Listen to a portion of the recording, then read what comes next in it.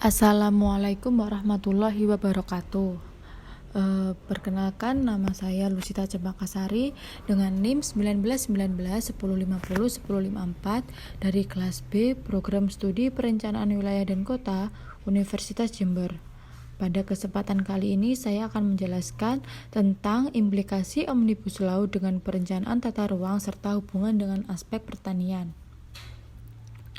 Poin yang akan saya bahas pada pembahasan kali ini yaitu yang pertama, apa itu Omnibus Law?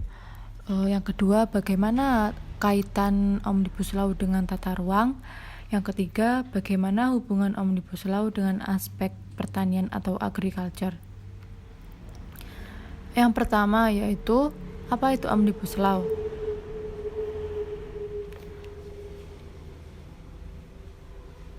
Omnibus Law adalah undang-undang yang substansinya merevisi dan atau mencabut banyak undang-undang.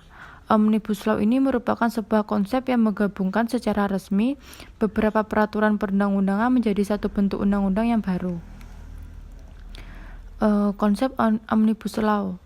Konsep Omnibus Law menawarkan pembenahan permasalahan yang disebabkan karena peraturan yang terlalu banyak atau overregulasi dan tumpang tindih atau overlapping. Penerapan Omnibus Law di Indonesia sebagaimana yang diukamkan oleh Bappenas sepanjang tahun 2000 hingga tahun 2015, pemerintah pusat telah mengeluarkan 12.471 regulasi dengan kementerian menjadi produsen terbanyak dengan jumlah 8.311 peraturan. Selain jumlahnya yang terlalu banyak, regulasi tersebut juga tumpang tindih. Omnibus Law adalah konsep hukum yang menitikberatkan pada penyederhanaan jumlah regulasi karena sifatnya yang merevisi dan mencabut banyak undang-undang sekaligus. Namun perlu disadari bahwa permasalahan regulasi adalah permasalahan yang kompleks. Bukan sekedar karena jumlah yang terlalu banyak, tetapi juga masalah disharmonis, partisipasi publik, ego sektoral, dan isi yang tidak sesuai materi muatan. Berikut merupakan rangkuman dari apa itu Omnibus Law. Omnibus Law ini pertama kali muncul pada pidato Presiden Republik Indonesia Jokowi saat pelantikannya pada 20 Oktober tahun 2019. Omnibus Law adalah sebuah konsep pembentukan undang-undang utama untuk mengatur masalah yang sebelumnya diatur sejumlah UU atau satu UU yang sekaligus merevisi beberapa UU. Kemudian undang-undang ini dimaksudkan untuk merampingkan regulasi dari segi jumlah agar lebih tepat sasaran.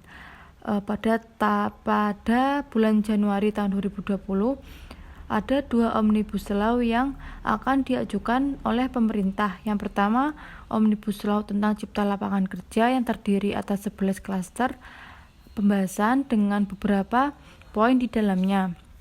Yang kedua, Omnibus Law tentang perpajakan terdiri atas 6 klaster pembahasan dengan beberapa poin di dalamnya.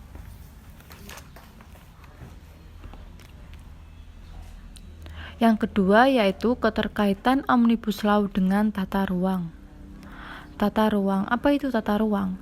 Tata ruang merupakan wujud struktur ruang dan pola ruang yang disusun secara nasional, regional, dan lokal. Tata ruang ini erat kaitannya dengan perencanaan untuk melihat struktur ruang pada kota.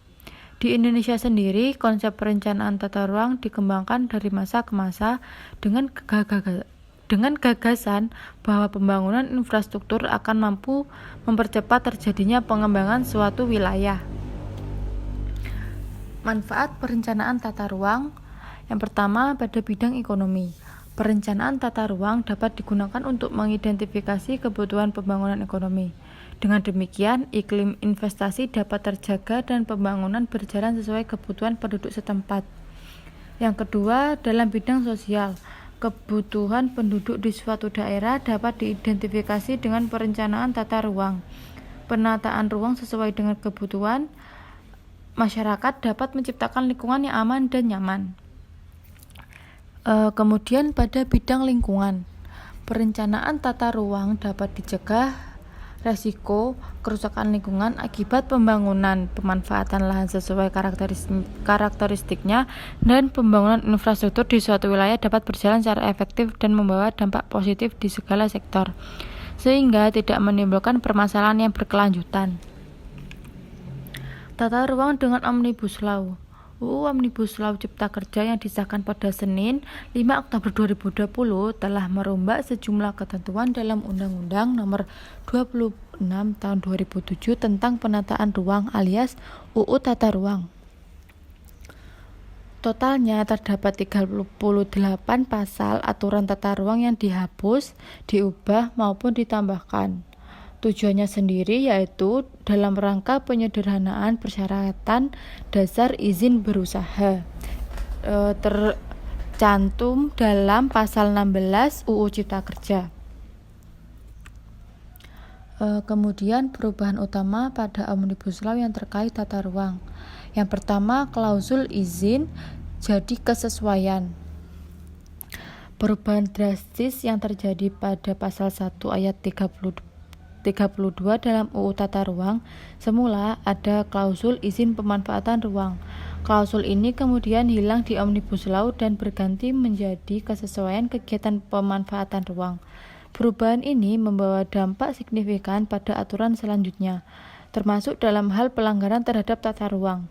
Jika sebelumnya pidana terhadap pelanggaran izin, maka sekarang pidana terhadap pelanggaran kesesuaian pemanfaatan ruang. Yang kedua yaitu kewenangan gubernur dan bupati dipangkas. Dalam pasal 10 UU Tata Ruang, pemerintah provinsi masih berwenang untuk melaksanakan penataan kawasan strategis di daerah mereka yang berlaku bagi pemerintah kabupaten kota. Dalam pasal 11, kewenangan ini dihapus dalam Omnibus Law, sehingga kewenangan daerah ini hanya sebatas pengaturan, pembinaan, pengawasan, dan pelaksanaan penataan ruang, kemudian kerjasama antar daerah. Yang ketiga yaitu aturan tata ruang pedesaan yang dibabat. Dalam UU Tata Ruang ada 6 pasal sekaligus yang mengatur soal perencanaan, pemanfaatan, dan pengendalian tata ruang di desa. Ketentuan ini dimuat dalam pasal 49 sampai pasal 54 lewat UU Tata Ruang. Penataan ruang di desa ini bisa dilakukan di tingkat kecamatan sampai desa. Keenam pasal ini dibabat habis alias dihapus dalam Omnibus Law. Yang keempat yaitu hak menuntut jadi keberatan. Dalam pasal 60 huruf D UU Tata Ruang, masyarakat berhak mengajukan tuntutan kepada pejabat berwenang bila ada pembangunan yang tidak sesuai dengan rencana tata ruang di daerah mereka. Dalam Omnibus Law, klausul mengajukan tuntutan ini hilang dan berganti menjadi mengajukan keberatan. Yang kelima yaitu pidana korporasi di korting. Dalam pasal 74 UU Tata Ruang, pidana berupa denda bagi korporasi yang melanggar aturan tata ruang sebesar 3 kali lipat dari denda untuk individu pelanggar. Tetapi dalam Omnibus Law, hukuman denda ini dikorting menjadi hanya sepertiga saja. Artinya, denda bagi korporasi pelanggar lebih rendah daripada individu yang melanggar. Sebaliknya, semua jenis pidana berupa denda bagi individu pelanggar dinaikkan. Sebagian pidana penjara turun, bagian lainnya tetap. Artinya tidak ada hukuman penjara yang naik dalam Omnibus Law ini.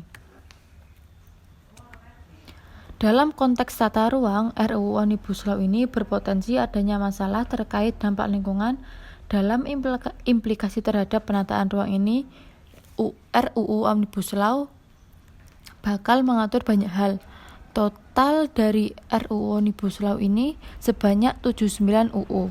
Dalam konteks tata ruang ini yaitu pemberian kemudahan investasi hanya 3 UU yang diatur. Yang pertama UU Tata Ruang, yang kedua UU Perencanaan Pesisir dan Pulau-Pulau Kecil, yang ketiga yaitu UU Kelautan dan UU Pengolahan dan Perlindungan Lingkungan Hidup. Kemudian berikut merupakan pelemahan lingkungan hidup oleh RUU Cipta Kerja. Yang pertama, proteksi lingkungan tak ditegaskan sebagian sebagai bagian dari keputusan industri. Izin lingkungan untuk perusahaan dihapus, diganti persetujuan lingkungan dari pemerintah. 9 kriteria usaha berdampak penting dihapus. Penilaian AMDAL dimonopoli pemerintah, bukan lagi pihak ketiga yang independen. Aktivis, pengamat, ahli lingkungan tak lagi terlibat dalam penyusunan AMDAL. Tak ada lagi komisi penilai AMDAL. Tak ada penegasan informasi kelayakan lingkungan hidup dalam investasi mudah diakses masyarakat. Pengawasan dan sanksi administratif terhadap industri menjalankan proteksi lingkungan sepenuhnya oleh pemerintah pusat. Jenis-jenis sanksi administratif ditiadakan. Tertutup pintu gugatan akibat kerusakan lingkungan. Berikut ini merupakan rangkuman dari undang-undang dan pasal yang terdampak dalam Omnibus Law. Berikut merupakan 11 klaster pembahasannya. Seperti yang dijelaskan pada slide sebelumnya.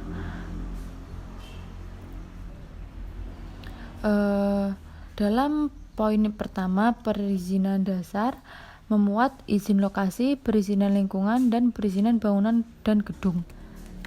Izin lokasi ini memuat 7 poin yang terkandung di dalamnya, seperti pada slide berikut ini. Yang ketiga yaitu hubungan Omnibus Law dengan aspek pertanian. Hubungan Omnibus Law dengan pertanian yang tercantum pada pasal 122 angka 1 RUU Cipta Kerja yang menghapus pasal 44 ayat 3 Undang-Undang Nomor 41 Tahun 2009 tentang perlindungan lahan pertanian pangan berkelanjutan. Adanya penghapusan pasal ini berdampak pada penyusutan lahan pertanian di Indonesia serta adanya kepentingan investasi. Yang selanjutnya yaitu ancaman Omnibus Law yang terkait dengan aspek pertanian. Omnibus Law ini mengancam konversi lahan pertanian. Dalam Omnibus Law ini, pertanian juga mengalami dampak dari Omnibus Law, yaitu terjadinya konversi lahan pertanian menjadi lahan non-pertanian.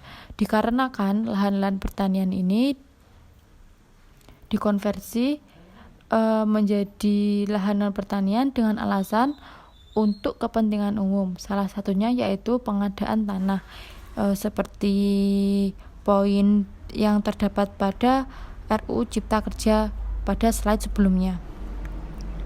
Demikianlah presentasi yang dapat saya sampaikan. Kurang lebihnya mohon maaf. Wassalamualaikum warahmatullahi wabarakatuh.